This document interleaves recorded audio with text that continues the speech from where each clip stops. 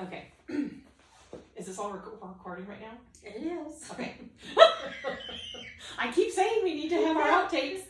Okay. Hi, I'm Amy. Hi, I'm Lani, and welcome to Adulting with Amy and Lani.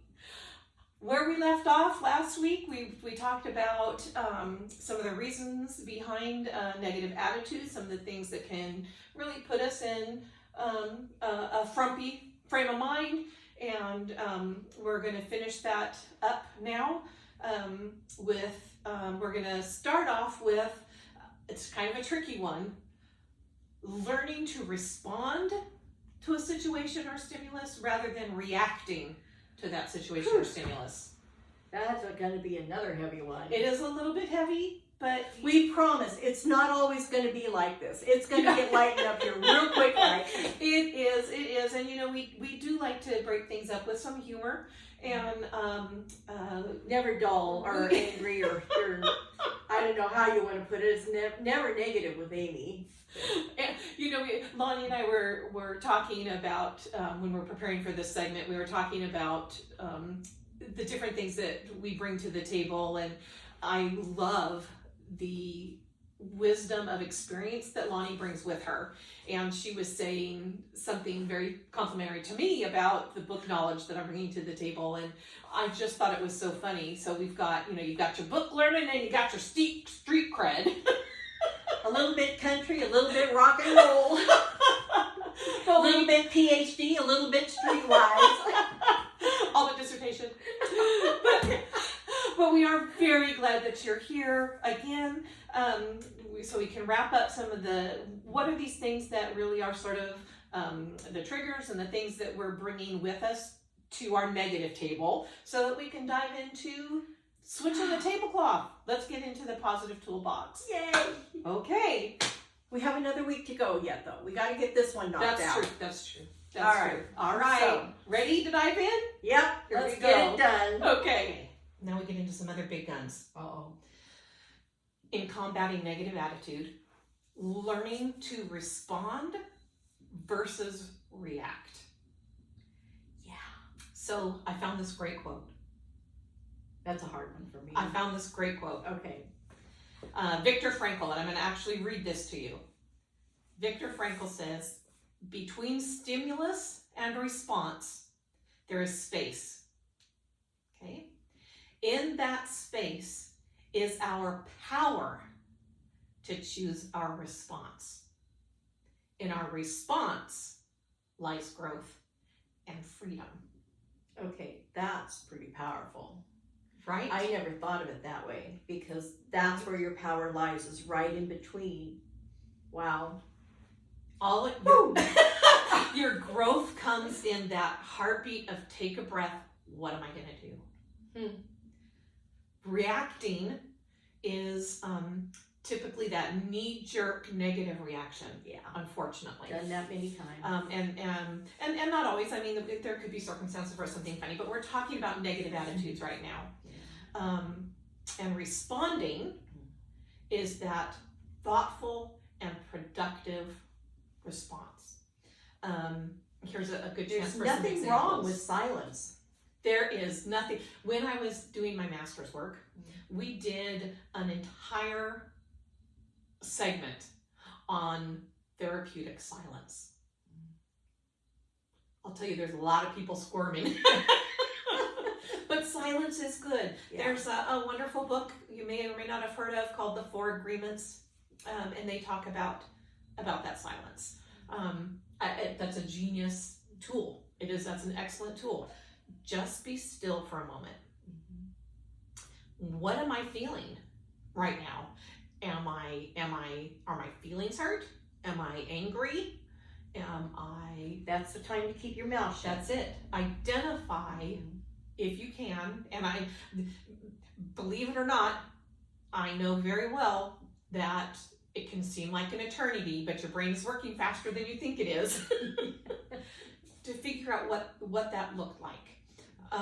My spouse is very good at that. Me, not so much. Sometimes I know what I'm going to say as I've already said it. Her husband is amazing. He is amazing. Yeah, we could talk about that. Yeah. I don't know. He's one of those rare men that asks, if I'm sharing something and I'm having an emotional response to it, am I listening or are we fixing? And what I'm saying right now is you're going to listen to yourself before you attempt to fix. Sit in the power of that space before you do a knee-jerk reaction, which could make a bad problem worse. It could make a mountain out of a molehill, and that's not something that you want to do. No.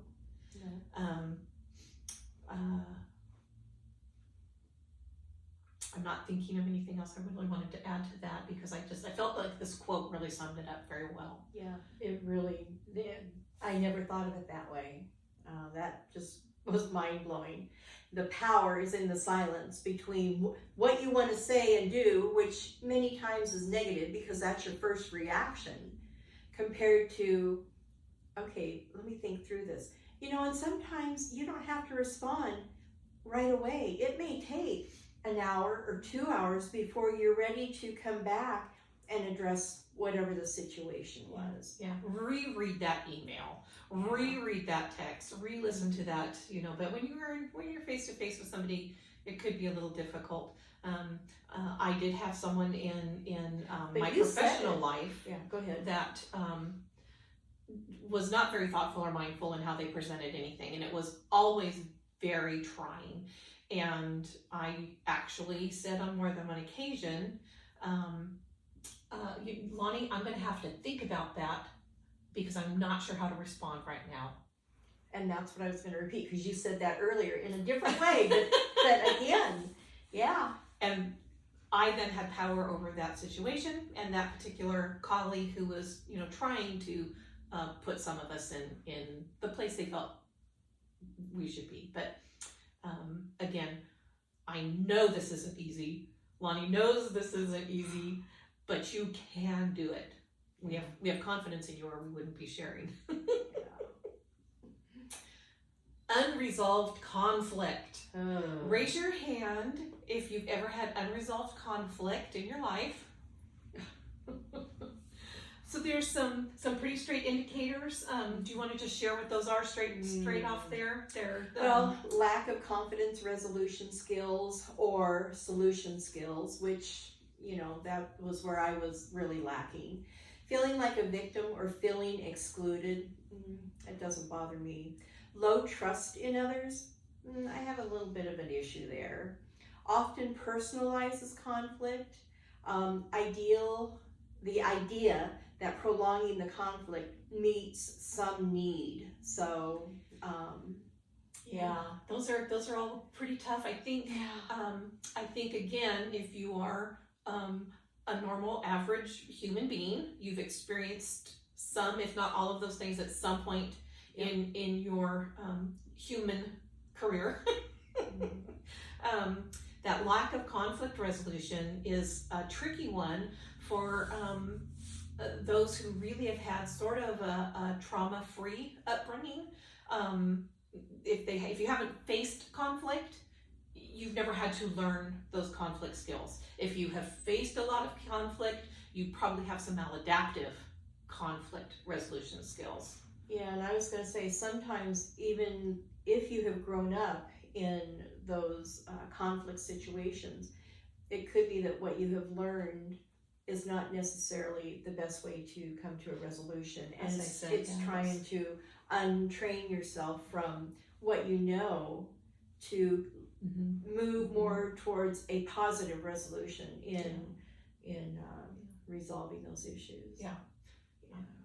And then hopping over into that concept that Lani shared of feeling like a victim or feeling excluded. There's something going on socially right now. I've spoken to many other counseling providers and many other parents, male and female, of sort of our age group that are experiencing a lot of this within their families right now. And that's this sort of entitlement victimization that, I do this because my folks did this. I would have done X if my parents had done Y. and where that absolutely can be true in some homes, absolutely. I don't want to take away from that at all. It's also almost contagious right now, and I want to be careful how I say that, because I do not want to take away from anybody's actual experiences. I do not. But if you're, hitting your late 20s, you're moving into your 30s, it's time to be taking control of those things and not blaming your mommy and your daddy anymore. And that can be very hard. That can be very hard. But if you are a victim and you've been excluded, where's your positive attitude? How are you going to apply something different? I absolutely have felt like a victim. I absolutely have felt excluded. And so for me, you didn't want me to be a part of that? Okay. Hey, Lani, I want to try this. Are you in? Mm-hmm. Nurture a relationship that has some reciprocity. Yeah. Try again yourself. And that low trust, we've all had that. We get burned. I hate to sound like I'm blaming social media, because I'm not. I promise I'm not. This was going on. This was going on before social media. Absolutely, absolutely. It's just exactly as Lani said. It hangs out there longer. So if I've shared something with you and I thought it was understood, it was in confidence, and all of a sudden it's got 60,000 Facebook likes because you told everybody about my colonoscopy results, I'm not really going to trust that I'm sharing something with you again. Yeah. So again, that low trust in others is something that can be mediated by having your positive social circle. And personalizing conflict, that really sort of goes back to that, I think, that sort of resentment and exclusion type feelings, the victimization type feelings that, I'm sitting in a meeting at work and, hey, you know what, we've had some problems with XYZ, and so this is the new policy. They're talking to me. No. Maybe they are, but maybe you're not in trouble. Maybe you just did the company this favor because they realize there's an issue that they need to address in policy for everybody else. Or maybe there's more than one person that's got the same issue going on, and so they have to address it to everybody. Yeah. Learning to, And that idea that prolonging a conflict meets some kind of need. And I mentioned these types of people already, that conflict habituated mentality, which is exactly what it sounds like. We're addicted to conflict. Conflict is the habit. People who are living in drama all the time. Yeah. Yeah. And I'm not suggesting that some people don't have, my gosh, again, these poor people. But there are also those people who've made choices, and now they're living those choices, and they just kind of keep snowballing, but they don't really want a solution. Why? Because you keep coming forward to offer some support. So how do we support in a different way? How do you get support in a different way so that you're not addicted to that yourself? Yeah, enabling. Or being addicted to that yourself is what I'm talking about too. So anyway, we've got some reversal tools. We covered the yucky stuff. How are we going to reverse some of those things? Oh, good. Happy stuff. Happy stuff. So this was something I had shared with Lani a while ago, and you really liked that first concept if you wanted to jump into that. What is the issue, not who is the issue. Now, I never thought of it that way before. And I thought, okay, when a problem comes up, wait a minute. What is this? I'm not pointing a finger now. It's not who, it's now what. And I don't know, this light bulb just went off, and I thought, okay, that's really pretty cool. So, anyway, it just helps you see it in a different, and it makes you realize, that's something I need to work on. So, that kind of opened up my mind. a bit It more. did. Yeah. And gross oversimplification of that is Lani is not yelling at me to wipe my feet when I come in. Lani's trying to keep the floor clean because we're having flooding and mud all over our area right now. The issue isn't that I did something wrong. The issue is that we've got a beige carpet and it's muddy. What is the problem? Actually, I have wood floors. Take the metaphor, please. Was that a victim thing? Lani called me out. Lani called me out. No. Anyway, this is how we banter all the time. You're gonna use, yeah. Sorry. Yeah. And the next thing is to focus on that current issue, not past issues. We are, again, this is a normal thing. We all have a tendency to do this. Yeah. You know, there's a term for it, the carpet bagging, where the issue is that I tracked mud in, but what she's telling me is, and then remember that time when you stepped barefooted on my sticky trap and I had to get new sticky traps, and then there was the time that you let the dog out and now, what is this issue now? The past stuff doesn't matter. Let it go. Let it go. Unless you are in an actual therapeutic setting where you need to be addressing those things in a different way, let it go. Solve one problem at a time. It's a lot easier. Don't store it up. Yeah. Don't store it up. My favorite, all parties are responsible for solving the dilemma that they're in. Now, maybe that requires more action on one person's part, but the communication, there's an expectation. You should have that expectation that there's an open communication happening. And of course, there's all kinds of models about how to effectively communicate. The active listening.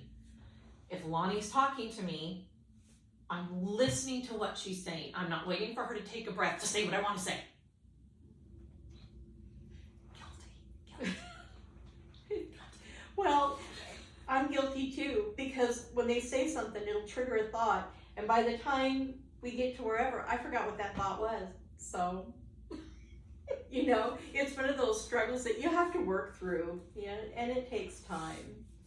But holding yourself and the other person accountable for solving that. And if there's something happening, you know, now remember, this is about reversing negative attitude, negative self-esteem. So if there's something happening that I absolutely cannot communicate with Lani about, then I need to take responsibility for that. How am I going to handle that? How am I going to internalize that or not? What is that self-negotiation going to look like? And this is a little different again than an actual therapeutic need to evaluate, you know, whatever. You know, I had this problem with my cousin. We were so close, but you know, I know it's going to happen if I try and bring this up. I'm not, you know, that's not really what I'm talking about. I'm talking about the in the moment reversing types of things. If Lani, for example, is being completely intractable on I don't know, I'm trying to invent something, the plant, which I love the plant. She wants this plant here. This is her vision. This plant is staying. We're gonna get another one if anything happens to this, but I'm allergic to it. Nope, too bad. What does that negotiation look like for myself? And taking that stand, whatever that might be. Am I willing to tolerate the plant and take antihistamine because it's more important to me to be part of this with Lani in this space and this time? Or do I need to remove myself from the situation? Something to decide for yourself. Okay. Fear. This is another negative one. Fear. So the indicators for fear. Are you guys exhausted yet? We're getting there. Ooh, We're getting there. stuff. So I love this. I read this a long time ago, so I don't know who to credit it to, but fear being, F-E-A-R, false evidence appearing real. That's all over social media, promoting that fear with false evidence. Oh. That looks real. So, that looks real, yes. Yeah. And again, we're talking a little bit more about that, we're talking about that attitude, we're talking about that innerness, but yes, well, Lani yelled at me about the mud. So she's mad at me about the mud.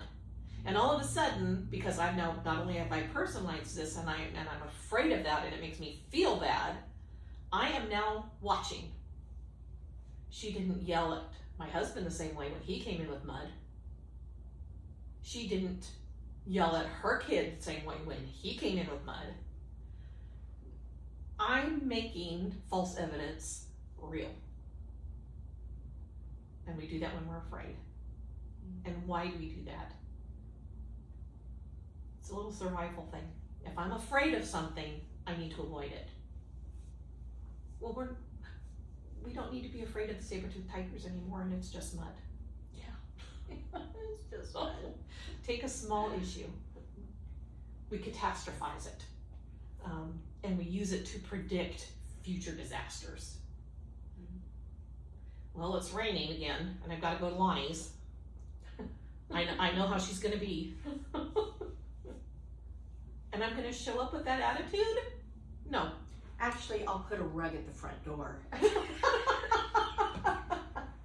The truth about that is that Lani is incredibly hospitable.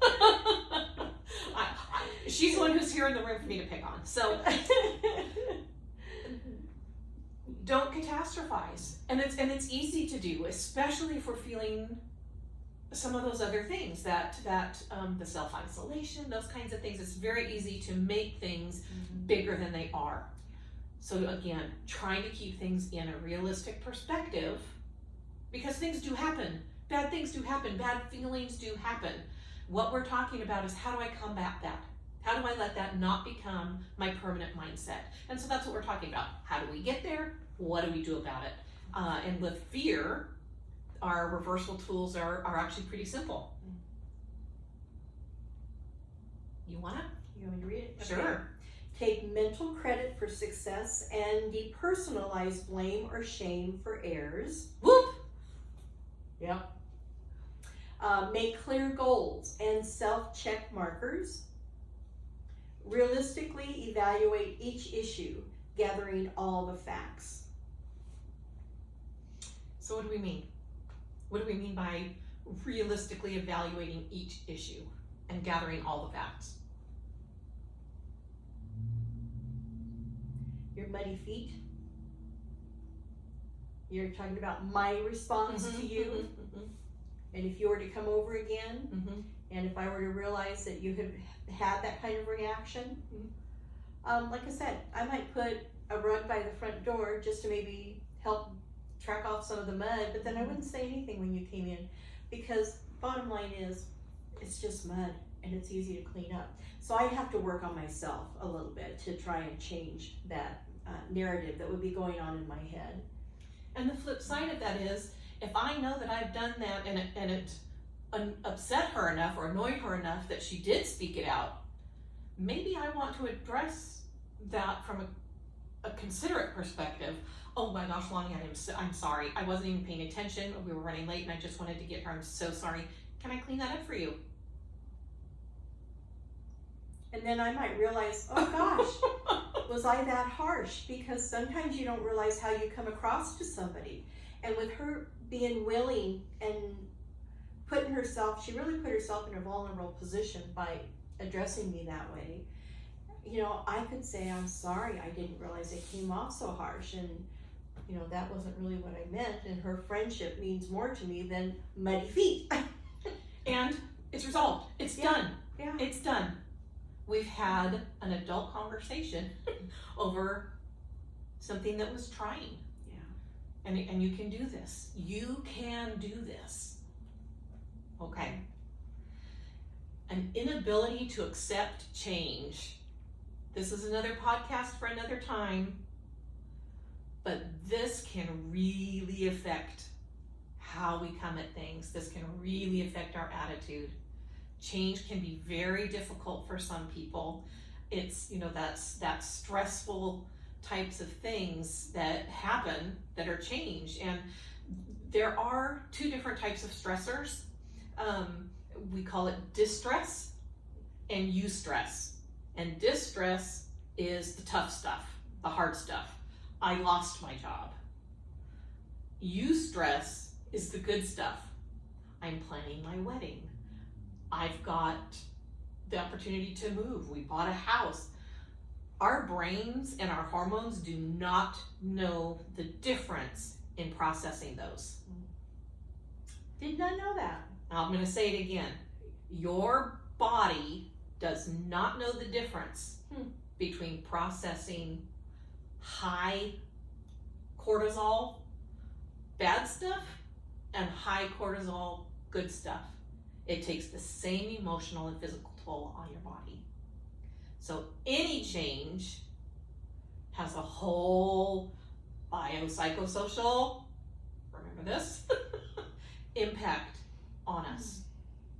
So if the change is being tough, whatever it is, it's going to manifest in a couple different ways. Maybe we're afraid to fail. Maybe we're afraid to succeed. Maybe we're just afraid to change the status quo. And that's something we see a lot in people who are coming from a trauma background.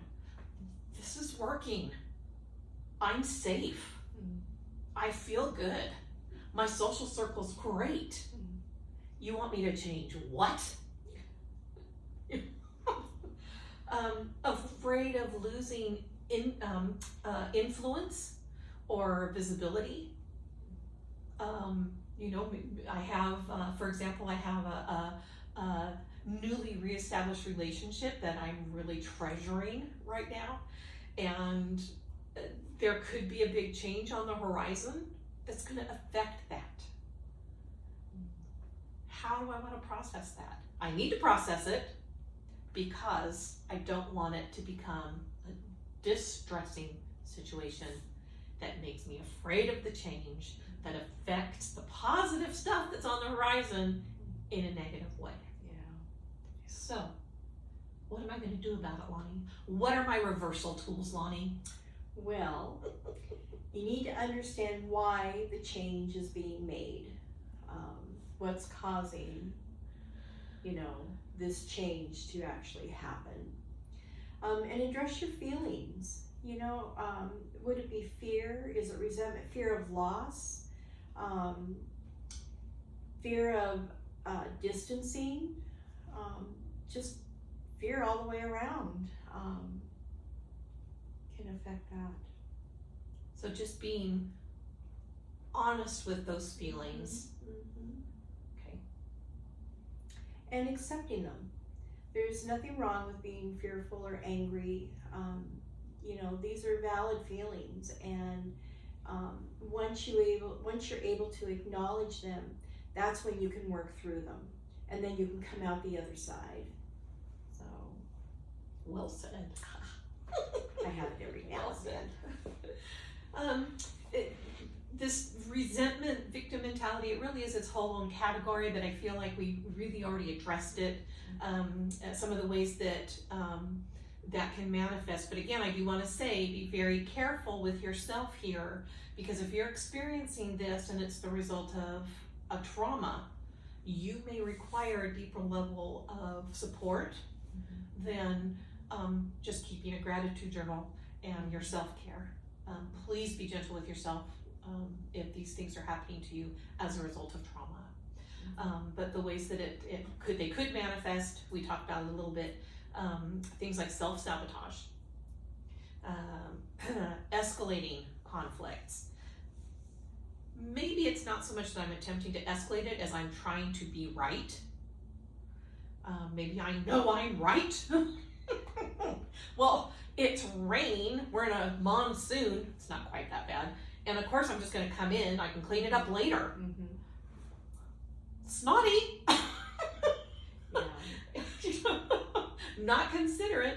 Yeah. certainly not positive, but blaming others. Life is against me. Oh, this again. Why is it always me? And we've all had those times. I have had those whole days where it's like, are you kidding me? Are you really? What now? And I actually have shared some of that on my social media because to me, it's hysterical. Yeah. One morning, I was on my way out the door, running a little behind. I had a mentally ill family member was living with us that required a lot of attention one morning, so I was running late. I had to get out the door for work, and I'm kind of a funny bug about my appearance. I'm heading out the door, and I slipped in the mud. Real mud, not pretend mud at Lonnie's store. Real mud. I slipped.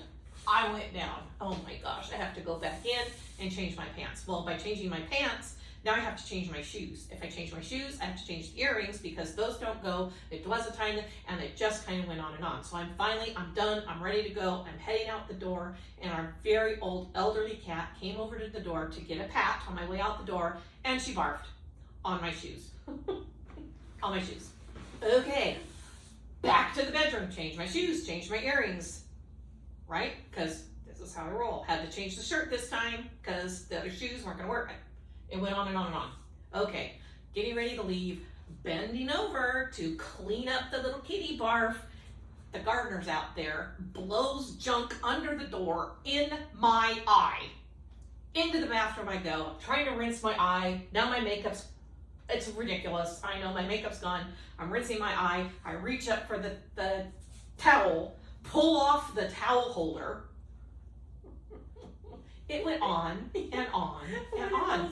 And I wasn't even done yet. On the way out to the car, I used a whole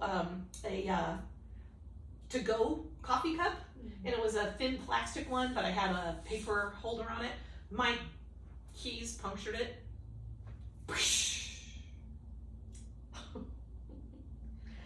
Did you just call in sick that day? I should have.